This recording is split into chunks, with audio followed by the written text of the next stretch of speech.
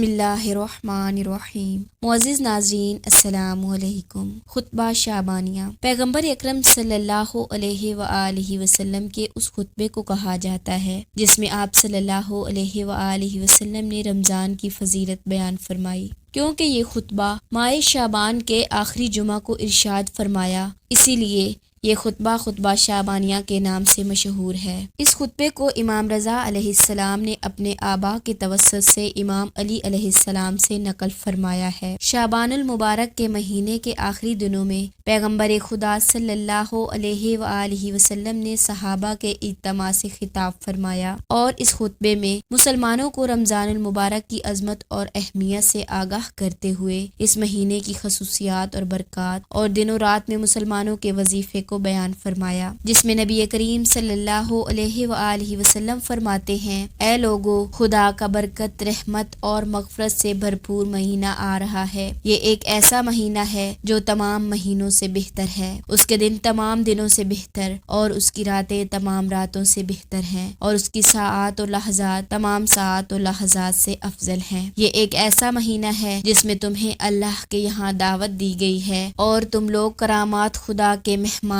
قرار پائے ہو۔ اس مہینے میں تمہارا سانس لینا تسبیح اور سونا عبادت ہے، اعمال مقبول اور دعائیں مستجاب ہیں، لہذا تم سب کو اس مہینے میں نیک اور سچی نیتوں اور پاک دلوں کے ساتھ اللہ سے سوال کرنا چاہیے کہ تمہیں اس مہینے کے روزہ رکھنے اور قرآن پاک کی تلاوت کرنے کی توفیق عنایت کرے، کیونکہ بدبخت ہے وہ شخص جو اس بابرکت مہینے میں غفران الہی سے محروم رہا۔ نبی کریم صلی اللہ علیہ وآلہ وسلم فرماتے ہیں: اس مہینے میں روزے کی وجہ سے جو تمہیں پیاس اور بھوک لگتی ہے، اس سے قیامت کے دن کی پیاس اور بھوک کو یاد کرو۔ غریب اور تنگ دست لوگوں کو صدقہ دو، بزرگوں کا احترام کرو، چھوٹوں پر رحم کرو اور رشتہ داروں سے صلہ رحمی کرو۔ اپنی زبانوں کو ہر قسم کی برائی سے بچاؤ اور اپنی نگاہوں کو ان چیزوں کی طرف دیکھنے سے بچاؤ جنہیں دیکھنا ناجائز اور حرام ہے، اور اپنے کانوں کو ایسی آوازوں سے بچاؤ کہ جنہیں سننا حرام ہے، اور لوگوں کے یتیم بچوں سے ہمدردی اور مہربانی کا برتاؤ کرو جس طرح تم اپنے یتیموں کے لیے مہربانی چاہتے ہو۔ آقا کریم صلی اللہ علیہ وآلہ وسلم فرماتے ہیں: اپنے گناہوں سے اللہ کی بارگاہ میں توبہ کرو اور اوقات نماز میں اپنے ہاتھوں کو اللہ کی طرف بلند کرو، کیونکہ اوقات نماز بہترین اوقات ہیں کہ جس میں خداوند عالم اپنے بندوں کی طرف خاص رحمت کی نگاہ سے دیکھتا ہے۔ اس سے مناجات کریں تو وہ جواب دیتا ہے اور اسے پکاریں تو وہ لبیک کہتا ہے، اور جب اسے کوئی چیز مانگے اور دعا کریں تو اجابت کرتا ہے۔ اے لوگو، بے شک تمہارے نفس تمہارے اعمال کے گرہ میں ہے، تو اس کو استغفار اور طلب بخشش کے ذریعے رہائی دلاؤ، اور تمہاری پشتیں گناہوں کے بار کی وجہ سے سنگین ہیں، پس لمبے سجدوں کے ذریعے اس بار کو ہلکا کرو، اور جان لو کہ اللہ تعالیٰ نے اپنی عزت و جلالت کی قسم کھائی ہے کہ وہ نمازی اور سجدہ کرنے والوں کو عذاب نہ کرے اور آتش جہنم سے نہ ڈرائے جس دن سب کے سب اللہ کی بارگاہ میں کھڑے ہوں گے۔ اس کے بعد آقا کریم صلی اللہ علیہ وآلہ وسلم نے فرمایا: اے لوگو، اگر تم میں سے کوئی اس مہینے میں کسی مومن روزہ دار کو افطار دے تو خداوند اس کو اپنی راہ میں ایک غلام آزاد کرنے کا ثواب دیتا ہے اور اس کے تمام گزشتہ گناہوں کو بخش دیتا ہے۔ اس وقت آپ صلی اللہ علیہ وآلہ وسلم سے کہا گیا: یا رسول اللہ، ہم سب تو اس عمل کو انجام دینے پر قدرت نہیں رکھتے ہیں۔ تو رسول خدا صلی اللہ علیہ وآلہ وسلم نے فرمایا: اپنے کو آتش جہنم سے بچاؤ، اگرچہ نصف خرما سے ہی کیوں نہ ہو، اپنے کو جہنم کی آگ سے نجات دو، اگرچہ ایک گھونٹ پانی سے ہی کیوں نہ ہو۔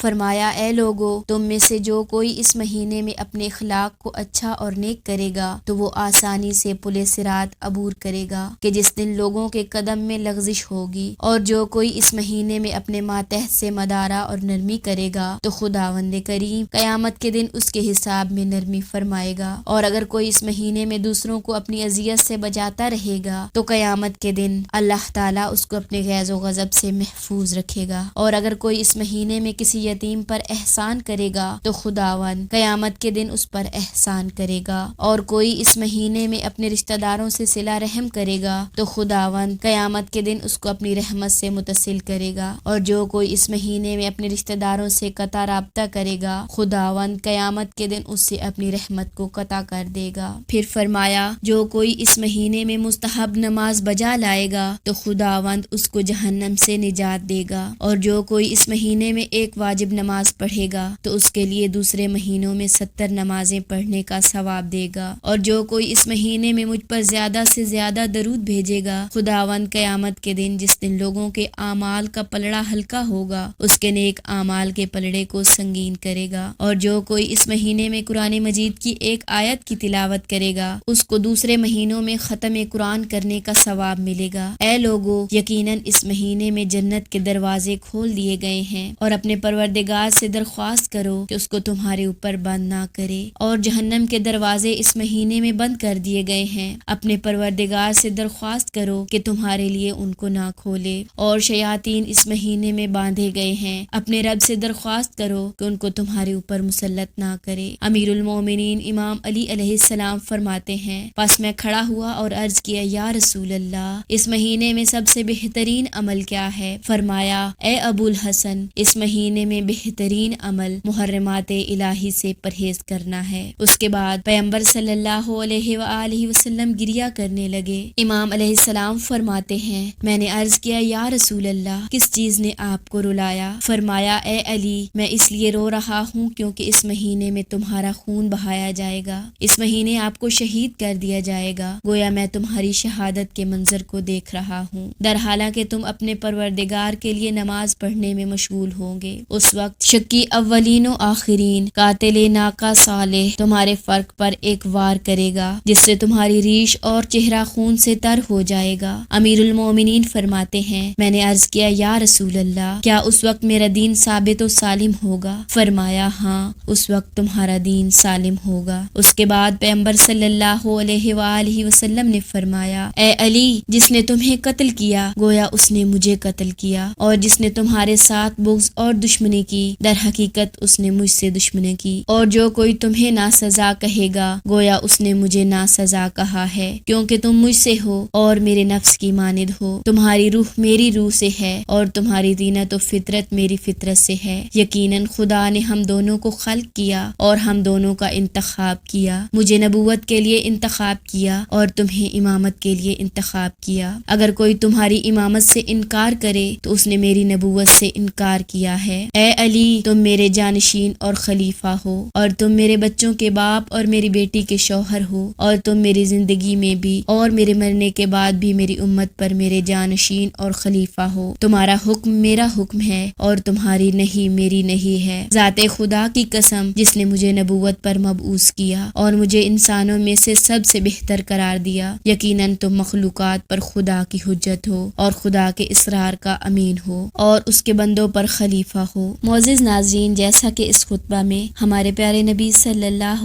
علیہ وآلہ وسلم نے ہمیں کچھ احکامات تعلیم فرمائے ہیں، اللہ تعالیٰ سے دعا ہے کہ اللہ تعالیٰ ہمیں ان تمام احکامات پر عمل کرنے کی توفیق عطا فرمائے، اور امام علی علیہ السلام کے قاتل ابن ملجم لعین پر 1000 بار لعنت بے شمار۔ معزز ناظرین، اگر آپ چاہتے ہیں کہ اس طرح کی مزید دینی اور اسلامی معلومات آپ تک پہنچتی رہیں تو ہمارے چینل کو سبسکرائب کریں۔ وآخر الدعوانا ان الحمد للہ رب العالمین۔ اللہم صلی علی محمد وآل محمد وعجل فرج آل محمد۔